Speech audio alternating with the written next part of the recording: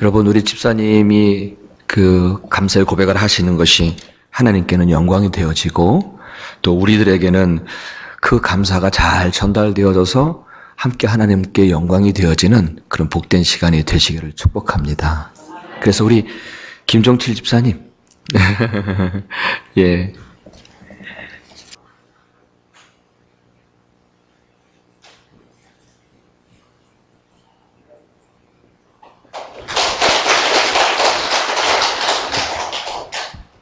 제가 말을 잘 하는 거 같은데 많이 떨리네요. 그래서 적어봤는데 이게 깜깜한데요. 되게 다 잘 읽을 수 있을지 모르겠습니다. 먼저 베델 교우 성도님들께 감사하다는 말씀을 드리고 싶습니다. 저를 잘 맞이해 주셔서가 아니라 제 아내가 먼저 이 교회에 나오기 시작했는데 제 아내를 정말로 따뜻하게 마음으로 대해 주셔서 제 아내가 혼자 불편한 몸을 이끌고라도 교회 생활을 편안하게 할 수 있게 해 주셨던 것을 제가 아내를 보면서 알 수 있었습니다. 그래서 이 베델 교회는 성도의 교제가 다른 교회와 좀 다르게 좋은가 보다라고 마음에 은근히 들어왔어요. 그래서 참 감사하다. 언제 기회가 되면 인사라도 한번 해야지 하는 마음이 항상 있었습니다. 그런데 오늘 이런 자리를 빌어서 여러분들께 이런 아름다운 성도의 교제를 가진 베델 교우 여러분들께 감사하고 계속해서 우리 교회가 또 세상에 험한 세파를 살아가는 사람들에게 그런 위로가 되는 교회가 되었으면 좋겠습니다. 아멘. 그리고 제가 그걸 경험했기 때문에 항상 기도할 때마다 이 예배당이 그러한 처소가 되게 해달라고 요즘 계속 그렇게 기도하고 있습니다. 아멘. 저는 교회를 다니면서 상처를 많이 받은 사람입니다. 그리고 받았을 뿐만 아니라 그렇게 많이 또 안겨주기도 했습니다.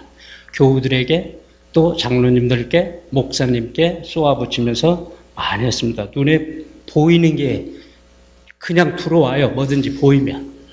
판단이 저절로 돼. 그래서 참 힘들었습니다. 그래서 다니던 교회를 그만두고 꼬부라진 마음으로 지내면서 아내도 교회에 가지 말라고 하였습니다. 그러한 실망스러운 교회 생활로 인해서 사람들과 섞여 지내는 게 싫었기 때문입니다. 사람들, 특히 교인들이 있는 곳은 싫었습니다. 입에는 하나님이 있는데 손과 발은 하나님은 없고 사람만 있었기 때문입니다. 내가 50년 동안 다니던 교회라는 기관은 어찌하여 하나님이 통치하는 곳이 아니고 사람들의 마음이 좌우하는 기관이 되었을까 심란했습니다. 교회와 교인들을 떠나기로 했습니다. 제가 브롱스로 이사 오기 전 롱아일랜드에 살 때에 다니던 교회를 그만두면서 장로님한테 쏘아붙인 말이 있습니다. 첫째, 교회가 목회만 있고 목양은 없다. 둘째, 교회가 관리 감독은 있는데 영혼의 돌봄은 없다. 셋째, 교회가 각종 회원은 많은데 성령님의 감동으로 일하는 건 없다. 넷째, 사람들의 집단이지 하나님의 기관이 아니다. 그리고 담임 목사님한테도 가슴이 쓰리라고 쏘아붙였습니다. 베델교회 성도님들께 다시 한번 또 감사드립니다. 언제부턴가 아내가 베델교회에 출석하겠다고 말했습니다. 아내에게 두 가지 조건을 걸었습니다. 첫째, 교회에 다녀오면 교회 얘기를 절대로 나에게 하지 말 것. 알고 싶지가 않았습니다. 둘째, 성도님들이 우리 집에 방문을 오거나 특별히 목사님의 신방은 절대로 허락하지 않는다. 그냥 다니기만 할 것. 처음 시작할 때 말씀드린 것처럼 그런데 저에게 베델 교회에 대한 좋은 생각이 들기 시작했습니다. 아내는 파킨슨 병으로 진단받은 지 20년입니다. 몸의 균형이 어렵습니다. 그래서 손에 든 것은 떨어뜨리거나 넘어지기 쉽습니다. 그래서 아내 혼자서 어디를 가는 것이 불안하고 염려가 됩니다. 그런 아내가 베델교회를 다니는 모습이 매우 편안해 보였습니다. 아내의 그러한 편안하고 안정감 있어 하는 모습에 제 마음속에 베델 성도님들에 대한 감사하다는 생각이 들었습니다. 몸이 약하니까 틀림없이 교회에서 넘어지고 엎지르고 하여 민망한 모습들도 있었을 텐데 저렇게 평안한 모습이 있을 수 있는 것은 옆에 있는 성도들의 교제가 다른 교회와는 다른가 보다라고 제 마음속에 들어오기 시작한 것입니다. 나는 교회는 안 다니지만 기회가 되면 베델 성도님들께 감사 인사라도 드려야겠다라는 마음이 들었습니다.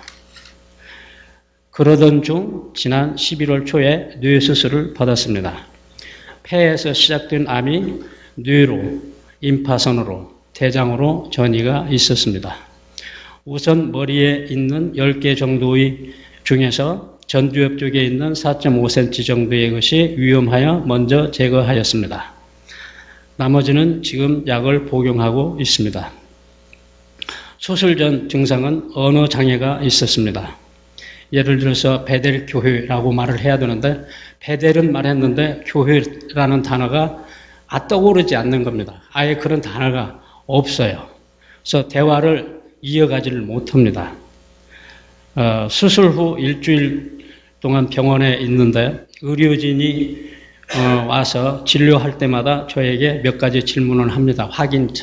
확인하느라고. 이름은 무엇이냐, 생년월일은 언제냐, 어디에 지금 있느냐, 네가 또 왜 여기에 있는지 퇴원할 때까지 그걸 물어보는데 생년월일은 퇴원할 때까지 맞추지를 못했습니다. 수술하고 첫날 잠을 자는데 꿈속에서 그간 내가 살아온 내 인생이 도로의 길바닥처럼 이렇게 쭉 지나가고 있었습니다. 그런데 그 중간에 줄이 크게 한 줄로 이렇게 딱 그어지면서 하얀 굵은 막대기가, 쇠막대기가 딱 박혀 있었습니다. 그 순간 그 막대기는 여기까지라는 의미로 내 마음속에 다가왔습니다. 김종칠, 네가 이런 식으로 사는 것은 여기까지이니라 하는 하나님의 메시지로 곧바로 다가왔습니다. 하나님이 음성으로 들려준 것은 아닙니다. 그러나 이 일은 하나님이 하시고 계시다는 것을 꿈속이지만 확실히 알 수 있었습니다. 참으로 가슴이 시원하고 체중이 뚫리는 것 같았습니다. 사실 내 자신도 이렇게 사는 것이 한없이 싫었고 그러면서도 교정되지 못하는 내 자신이 절망스러웠기 때문입니다. 내가 하지 못하니 하나님이 해주시는구나 라고 생각이 드니 한없이 감사하였습니다. 다음 날 아침 눈을 떴습니다. 창가에 아침 햇살이 밝았습니다.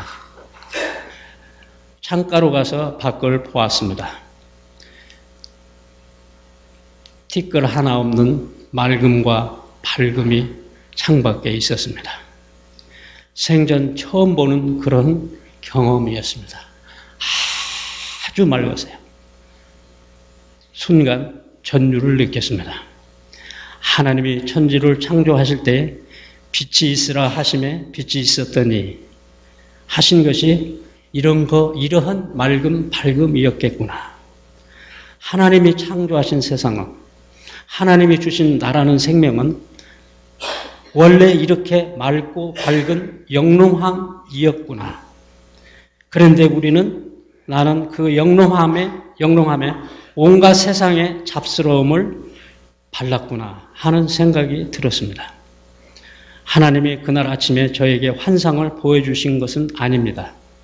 똑같은 다른 하나의 날인데 그 속에서 하나님의 일하심을 깨달은 것입니다. 가슴이 미어지도록 벅차오르는 감격과 감사함으로 여호와를 찬양함이 속에서 즐겁게 올라왔습니다. 그날 이후로 하나님의 일하심에 대한 묵상과 해석이 마음속에 계속 일어났습니다. 저절로 해석되었습니다. 하나님은 저와 같은 잡스러운 인간에게도 개인적이고도 구체적으로 찾아와서 감섭해 주심에 정말로 감사했습니다. 앞서 말한 것처럼 그 쇠막대기가 여기까지라고 한 것은 좋았는데 그 막대기 이전에 못된 것들은 어떻게 계산하나 하는 염려가 마음 한구석에 있었습니다. 다른 사람들은 저를 잘 모르겠지만 제 속에 나만이 알고 있는 해결되지 못한, 내가 하나님을 믿고 구원을 받았다고 할지라도 해결되지 못하고 깨끗하지 아니한 것을, 있는 것을 잘 알고 있기 때문에 그런 것에 대한 계산은 하나님은 그러면 어떻게 하실 것인가, 그런 염려가 있었습니다. 그런데 어느 순간 아예 그런 일이 없었던 것처럼 하나도 기억나지 않게 하시는 것입니다. 전혀 그것이 떠오르지를 않는 거예요. 그리고 이전 일을 기억하지 말고 새 일을 보라는 그런 말씀이 이렇게 다가왔습니다. 깨달았습니다. 주님께서는 우리를 정결케 해주신다는 의미가 어떤 것인지. 그래서 잡스러운 것을 주님이 이렇게 깨끗하게 해주실 때는 그 맑고 밝고 그 영롱함, 깨끗함 그 자체로 그렇게 해주죠. 그래서 나의 잡스러움은 주님이 가져가시고 주님의 맑음, 밝음, 깨끗함은 나에게 주시는데, 그걸 하기 위해서 주님은 영이신 하나님이 더러운 인간의 육신을 입으셨다는 것, 얼마나 감사했는지 모르겠습니다. 나와 같이 똑같이 나의 죄를 주님이 느끼기 위해서 주님이 나 같은 육신을 입었다는 것이 이해가 되었습니다. 성육신이. 그래서 병원에 있는 동안 내내 그 성육신을, 예수님의 성육신을 이렇게 묵상하게 되었습니다. 이사야 53장에 그가 찔림은 우리의 허물을 인하며 그가 상함은 우리의 죄악 때문이라. 그가 징계를 받음으로 우리는 평화를 누리고 그가 채찍에 맞음으로 우리는 나음을 받았도다. 처절하게 이 말씀이 마음에 와 닿았습니다. 여기신 하나님의 육을 일부러 입으시고 육신 가운데 살던 내가 저지른 죄를 대신 자기가 짊어지고 가져가시고 당신의 깨끗함을 나에게 주셨다는 것을 알게 되었습니다. 이런 주님 앞에 내가 내세울 수 있는 것은 아무것도 없었습니다. 주님의 구원하심은 확실하고 뒤끝이 없이 깨끗했습니다. 그러한 주님을 묵상하노라 몸속에 있는 암덩어리들은 묵상할 겨를이 없었습니다. 이렇게 좋은 하나님인데 아프다고 집에만 누워있을 수가 없었습니다. 아내가 다니는 베델교회 새벽기도에 나왔습니다. 기도회 후에 나온 아침 국밥이 너무 맛있었습니다. 내일 주일 예배에 또 다시 나와서 이렇게 맛있는 국밥을 또 먹어봐야지. 주일 예배에 참석했습니다. 새벽 기도회 주일 예배가 전해드리던 것과는 차원이 달랐습니다. 목사님의 설교가 저의 가슴을 후회하고 철렁철렁거리게 했습니다. 사도행전 3장에 안전뱅이가 그 성전 문 앞에서만 있고 성전 문턱을 넘어서 지성소에는 들어가지 못했다는 말씀에 꼭 내 모습인 것 같았습니다. 내가 정한 신앙의 정도, 삶의 주관이라는 것이 넘지 못하는 문턱이 되어서 지성소에 하나님을 만나지 못하는 것이 되었구나. 후회스럽도록 가슴이 미어졌습니다. 그리고 주님께 죄송했습니다. 그 다음 주 설교는 요한복음 15장에 내 안에 거하라 절로 가시를 맺으리라 였습니다. 내 주관의 문턱을 넘지 못하여 열매 없는 신앙생활을 하였던 내 마음을 또 후회하고 있었습니다. 나의 수고함으로 열매를 맺으려 했던 나에게 주님은 수고하는 무거움, 마태복음 11장 28절을 내려놓고 당신 안에 거하라고 하고 있었습니다. 주님 안에 있으면 그가 넘지 못했던 문턱이 문제가 아니고 넘지 못했던 높은 산이 문제가 아니었습니다. 그간 넘지 못했던 문턱과 높은 산이 주님의 발 아래에 있음을 말하고 있었습니다.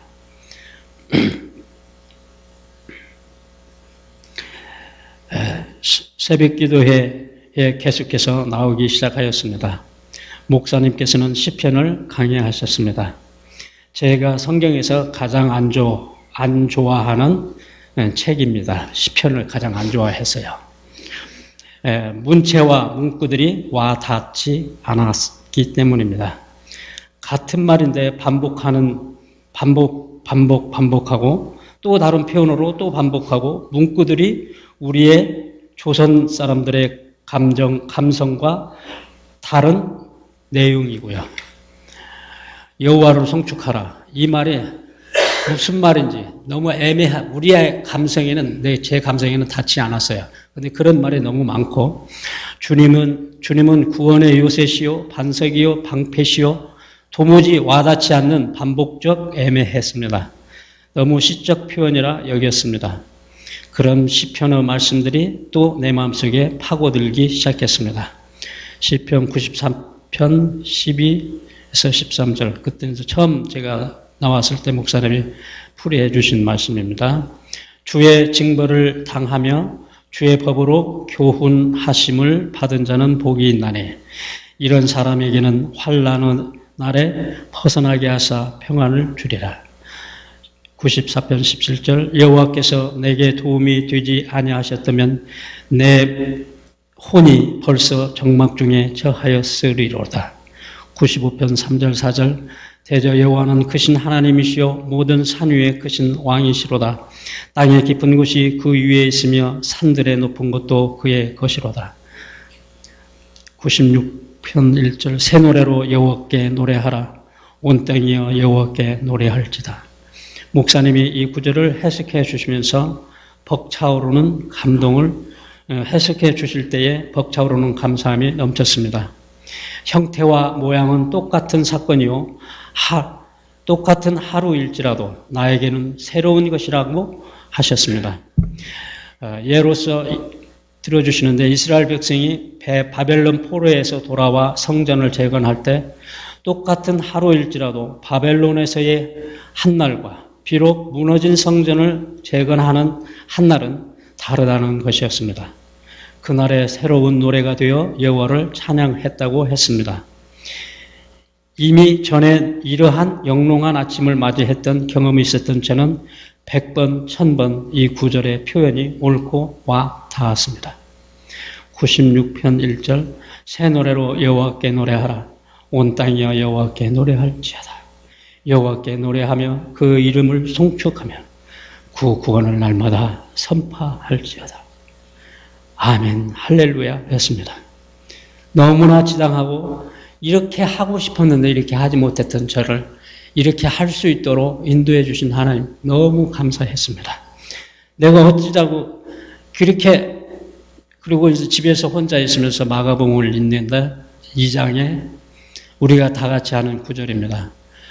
내가 세상에 온 것은 의인을 구하러 온 것이 아니요 죄인을 구하러 왔다. 의인을 위해서는 내가 돈도 주고 목숨을 줄 수도 있을 것입니다. 근데 에게 억울함을 안겨주고 못마땅을 주고 또 나를 애매기는 사람을 위해서 몸을 내어주거나 죽어줄 수는 없을 것입니다. 그런데 예수님은 그런 나를 위해서, 그런 사람을 위해서 왔다는 거예요. 그런 사람을 위해서 육신을 입었다는 거예요. 그 거룩한 영이 더러운 육신을 입었다는 거예요. 근데 그게 계속해서 묵상이 되는 그런 내용이, 온통 그런 내용으로 성경은 말씀을 하고 계셨어요.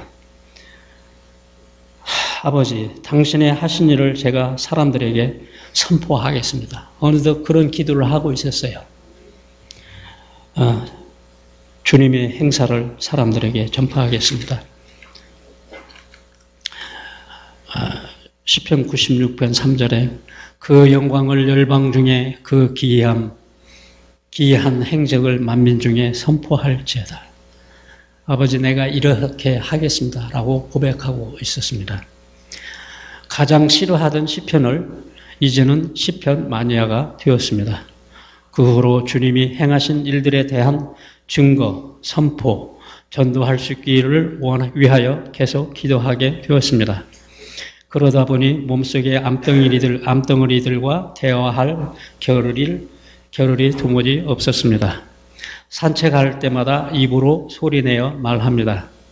암덩이 너희들은 내 안에서 일할 수 없느니라. 아멘. 내 안에서 일하시는 분은 나에게 생명을 주신 하나님 한 분뿐이니라. 그분은 크시고 너희들은 티끌이니라. 아멘. 제가 하나님한테 이렇게 여김받고 있다는 것이 너무 기뻤습니다.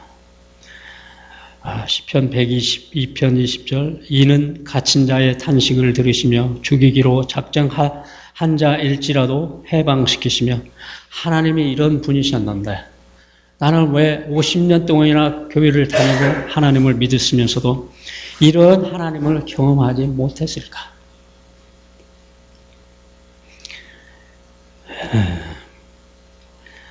제가 지금도 이제 제 안에 그 나쁜 것들이 있기 때문에 이제 힘이 많이 드는 건 사실입니다.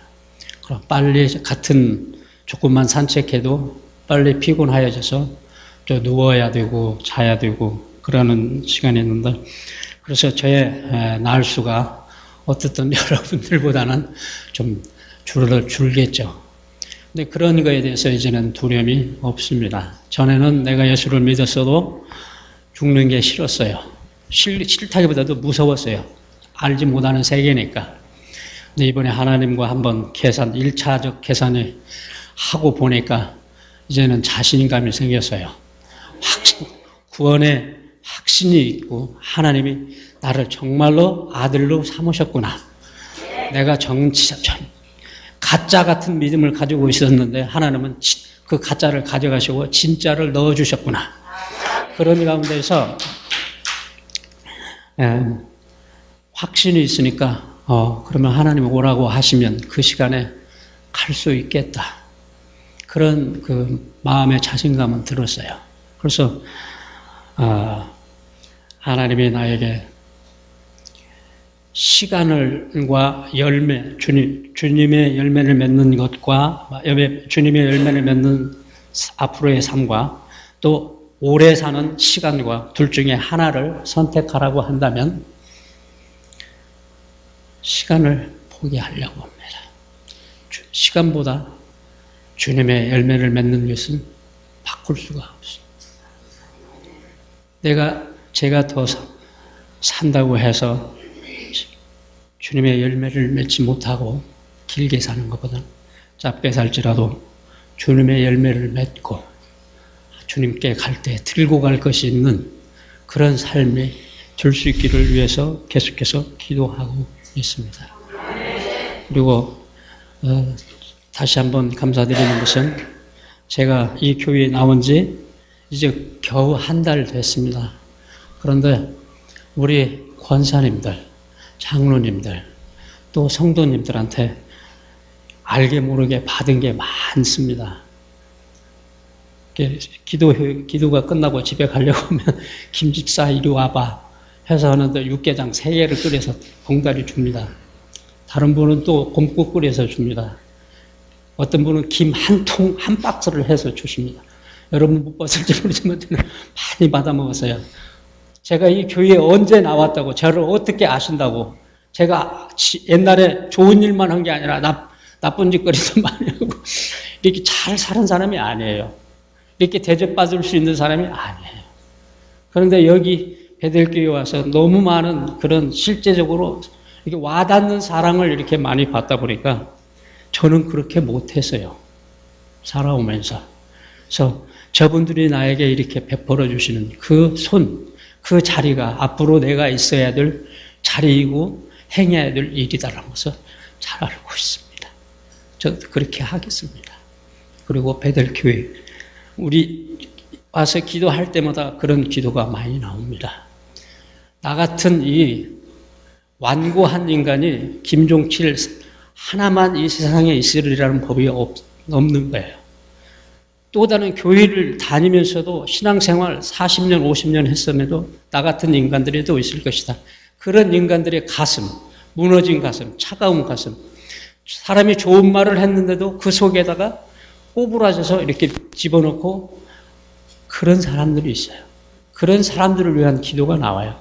그래서 그 사람들을 이 터전 예배당에 보내주시라고 이 터전에서는 그런 차가움이 녹아져 내리라고 앙금이 사라져 버리라고 이 예배당에 들어오는 분들마다 그렇게 해주시라고 그렇게 기도하고 있어요. 그런데 목사님께서 한번 설교 중에 예배당을 위해서 기도해달라고 하는 그런 설교가 있었어요. 너무나 와 닿았어요. 그 설교가. 예배당에서 그런 일들이 있어야 되는데 저같이 목사님을 향해서 쏘아붙이고 장로님을 향해서 다구치고 그래서 우리 마음이 다치고 상처받고 하는 그런 교회들을 제가 다녀도 그런 교회만 골라서 다녔던 것 같아요. 그런데 아버지 이 예배당이 그러한 따뜻함이 있고 다시 재창조가 되어지는 그런 예배당, 새로 지음받는 예배당, 그 이전에 살았던 것이 아니라 새로 살아야 될 그런 살아난 예배당이 되게 되려고 그냥 기도는 그렇게 하고 있어요. 제가 이제 어떻게 그렇게 봉사하실지는 모르겠지만 마음의 다짐은 그렇습니다. 그래서 이렇게 좋은 성도님들, 교우님들을 만나게 되고 또 담임 목사님으로 참 훌륭한 인격과 신앙 인격을 가지신 목사님 이렇게 만난 게 참 감사합니다. 감사합니다.